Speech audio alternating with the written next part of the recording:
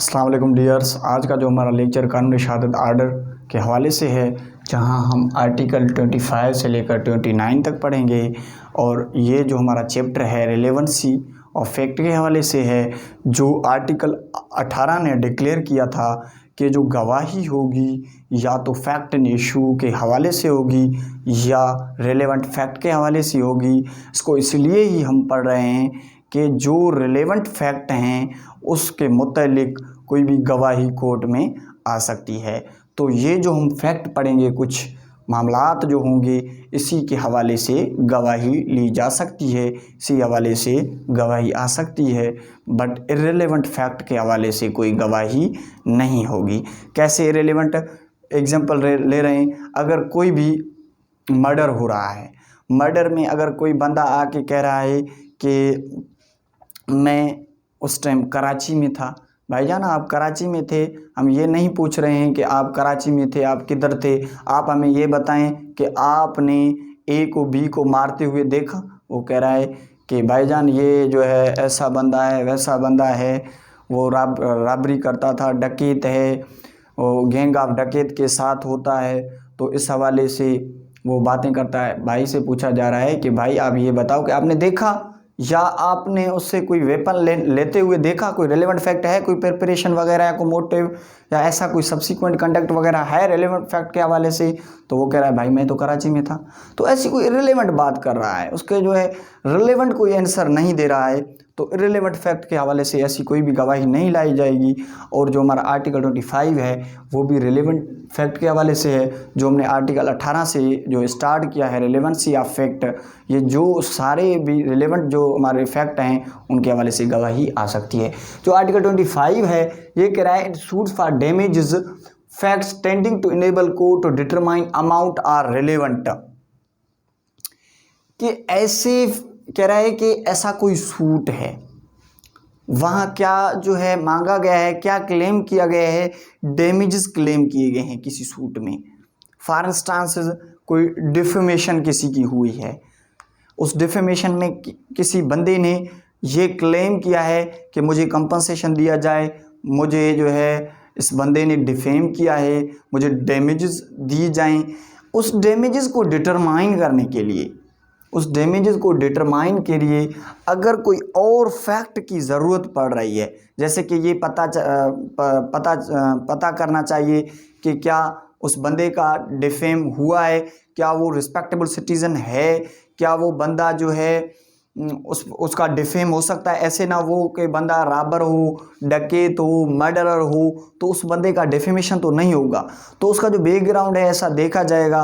वो जो उन फैक्ट के हवाले से गवाही आएगी, उस फैक्ट के उन बातों को डिटरमाइन किया जाए कि इस बंदे का क्या ये डैमेजेस बनता है, कितना डैमेजेस बनता है।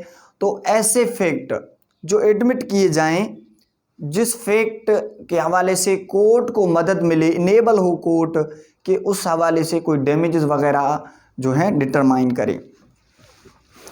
कह रहा है कि in suits for damage fact tending enable to court determine are relevant suits in which damages are claimed any fact which enable the court to determine the amount of damages which are to be awarded is relevant.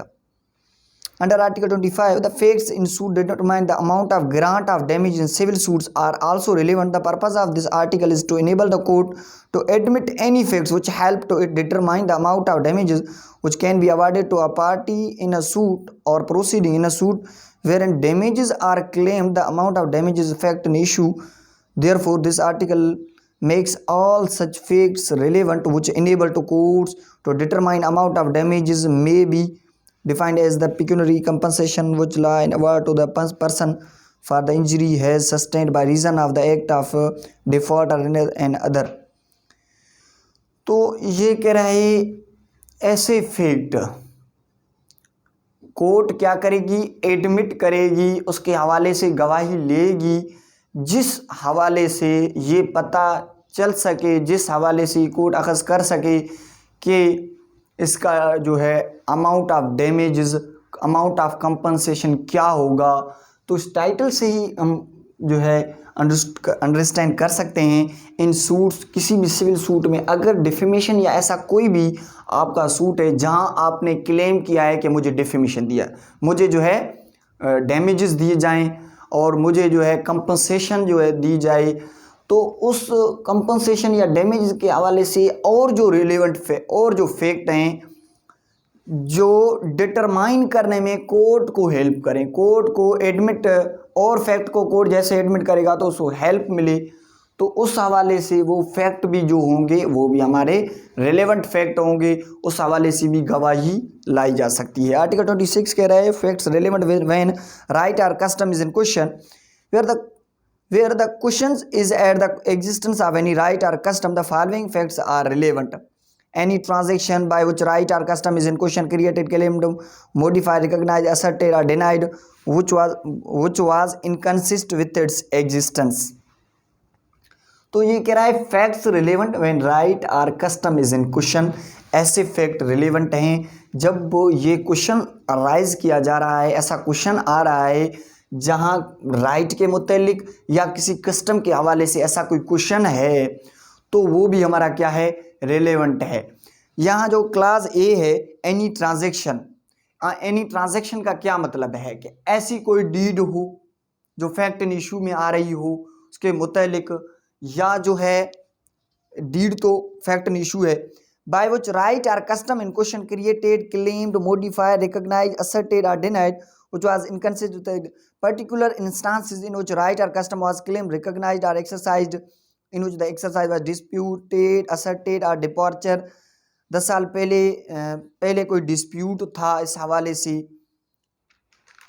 या जो है ये इसका जो, अगर हम इसको simple समझने की कोशिश करें कि अगर ऐसा कोई क्वेश्चन अराइज हो रहा है जो राइट या कस्टम के मुतालिक है, या क्या है ऐसा कोई राइट या कस्टम के हवाले से ऐसा कोई डिसीशन आ चुका है 10 साल पहले, 5 साल पहले, उसे जो है सुलह किया गया था, उस पर जो है मामला हल हो चुका था, तो इस हवाले से वो जो डीड होगी, जो मामला क्लियर्ड होगा, जो डिस्प्यूट साल होगा, वो भी हमारा क्या होगा, रिलेवेंट फैक्ट में आएगा। यहाँ एक एग्जाम्पल दिया गया है फिशरी के हवाले से कि the question is whether A has right to a fishery, A को राइट है फिशरी का या नहीं, किसी पॉइंट में है एक जहां ए को राइट है या नहीं। तो जो ए का ग्रैंडफादर था उन्होंने क्या किया था, बी को या किसी को क्या किया था कि वो मोर्गेज पे दिया हुआ था, मोर्गेज पे दिया हुआ था, और अब वो डीड ए को मिल गई है। जब ए को वो डीड मिल गई है मोर्गेज के हवाले से, तो वो जो बी होगा वो मोर्गेजी है। वंस मोर्गेजी ऑलवेज मोर्गेजी, वंस अगर वो मोर्गेजी हो गया है तो वो मोर्गेजी ही रहेगा। और इसका ये इससे मतलब निकाला जा सकता है कि ए का जो है अब इधर राइट है फिशरी का, बी उसको नहीं रोक सकता, और ये जो रियल इसका जो ऑनर है वो ए है, क्योंकि ए के ग्रैंडफादर ने बी को मोर्गेज पे दिया था।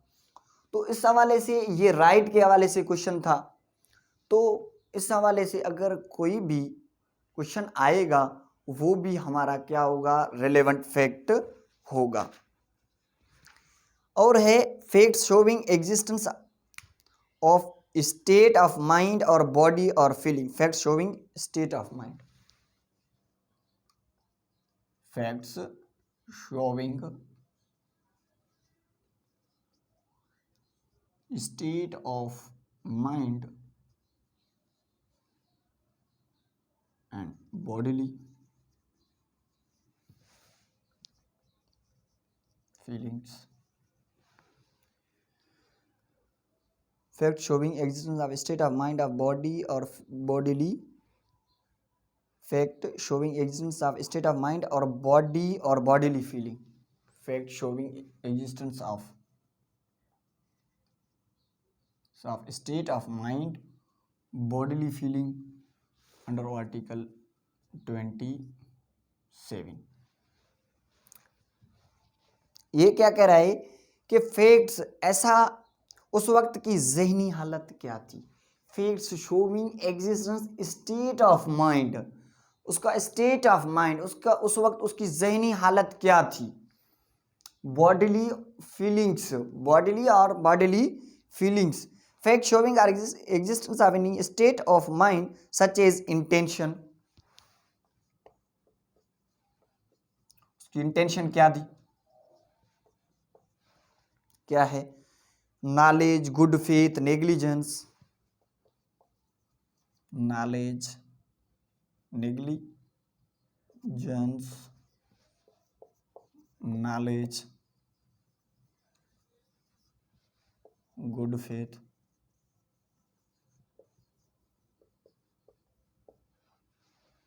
Good faith, rashness, ill will.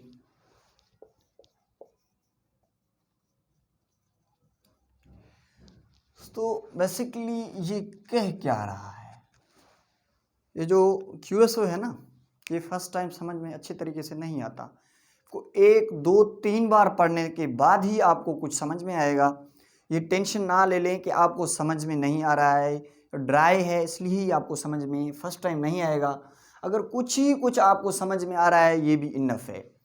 यहाँ क्या कह रहा है, fact showing existence of mind bodily feelings with feelings under article 27 कि जो स्टेट ऑफ माइंड है उसका स्टेट ऑफ माइंड क्या था, वो जो स्टेट ऑफ माइंड है वो रिलेवेंट फैक्ट है।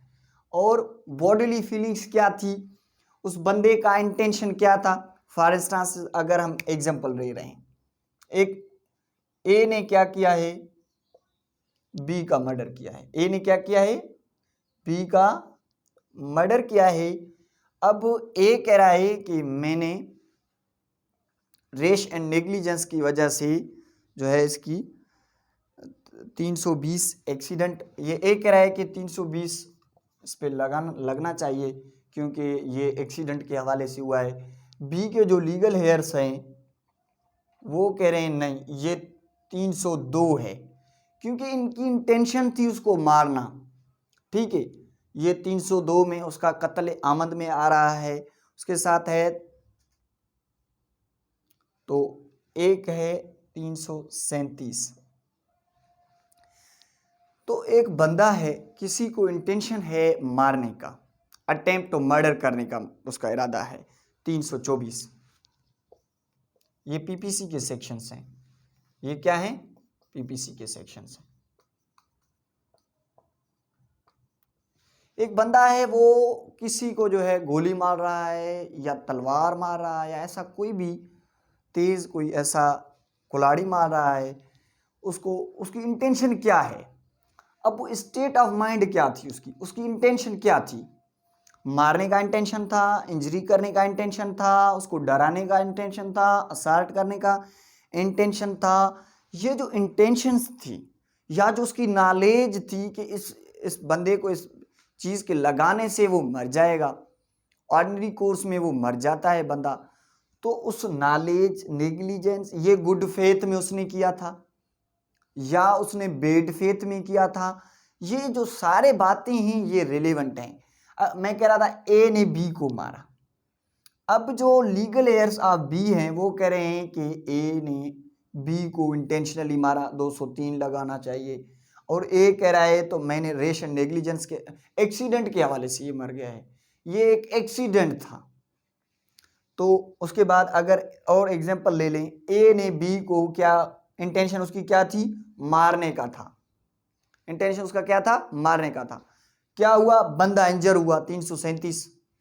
तो अब ये बंदा ए बोल रहा है कि मेरा इंटेंशन मारने का नहीं था, मेरा इंजर करने का इंटेंशन था, तो 337 लगेगा। 324 तो अटेम्प्ट टू मर्डर है, वो जो ए के बी के लीगल हेयर्स हैं वो कह रहे हैं 324 लगना चाहिए क्योंकि इसका इंटेंशन बंदे को मारने का था। अनफॉर्चुनेटली ये बंदा बच गया है।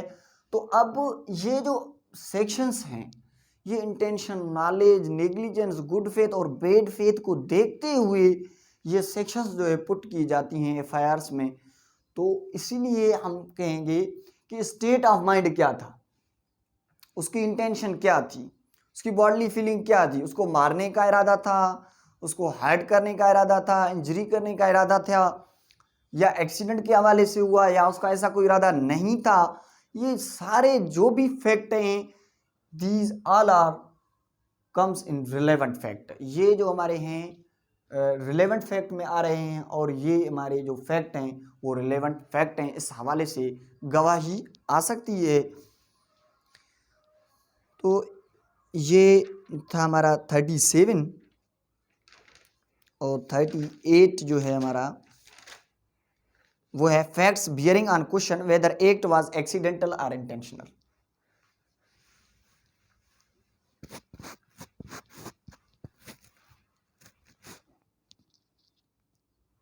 Facts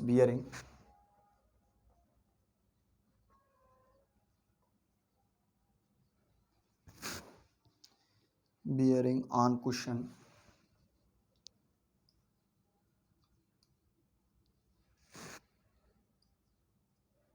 whether act was accidental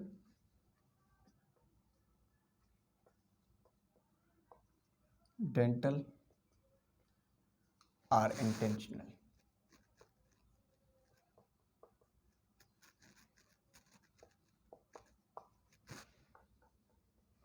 28 के मुताबिक ये कह रहा है कि क्या ये फैक्ट इंटेंशनल था, एक्सीडेंटल था। तो उसको देखते हैं। When there is a question एक अराइज हो रहा है, यहाँ एम्बिग्यूटी है। क्या है? Whether an act was accidental और इंटेंशनल और done with a particular knowledge और intention, the fact that such act formed part of series of similar occurrence in each of the person doing the act was concerned is relevant. अब ये कैसे अंदाजा लगाया जाए कि ये फैक्ट जिस पे क्वेश्चन बियर कर रहा है कि एक्सीडेंटल है या इंटेंशनल है। अगर एक बंदा है जो चोरी की बाइक उसके पास मिल रही है, तो वो बंदा क्या कह रहा है कि मैंने ये चोरी नहीं की है, मैंने ये बाइक XYZ या किसी से मैंने लिया है।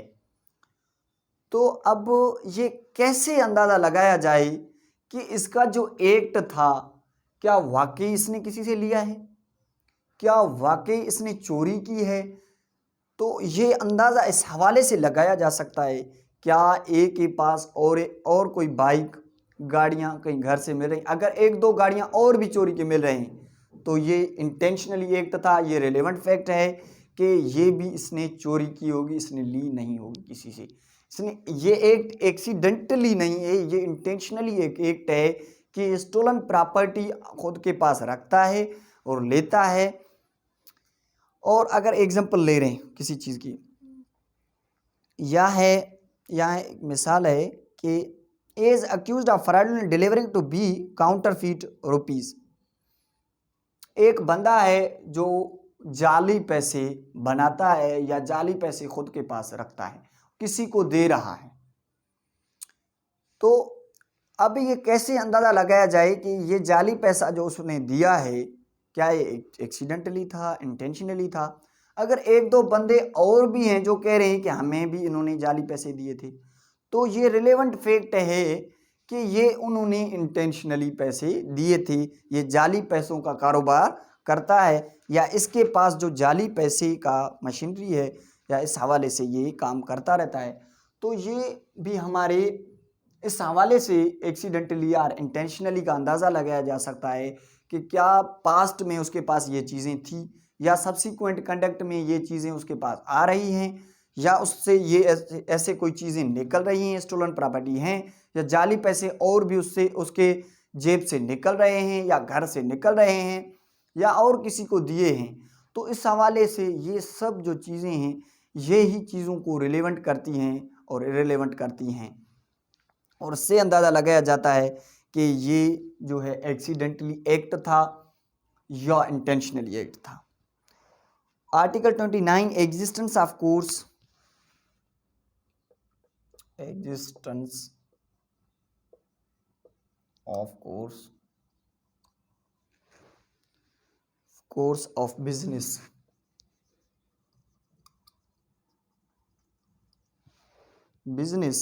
When relevant.